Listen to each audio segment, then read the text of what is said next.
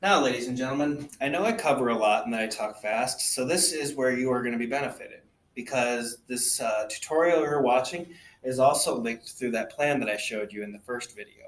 So right now what you should be watching is the instructions for day one.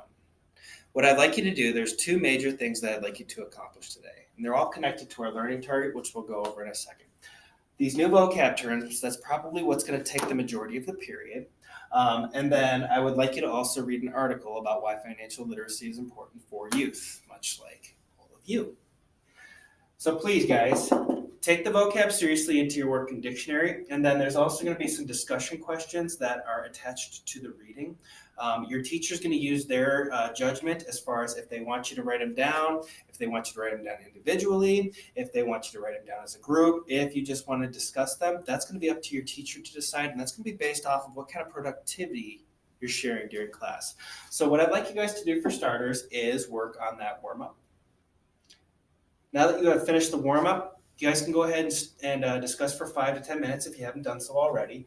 And then after this, you can pause the video and do the following vocab terms. I think there are 7. There could be more, there could be less, but something like that. And if you guys don't get through them all, your teacher will most likely assign them for homework. Remember, they are available on that document that I shared with you.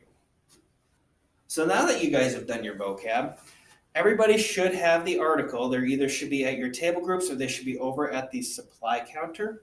I would like you guys to independently read this article, and while you're reading it, be thinking about these questions. These will be projected while you are reading the article. Please, if you are done with this part, then you can study your new terms. Become familiar with them, because that can be connected to the review game if we have time. There's a fun review game with our new terms.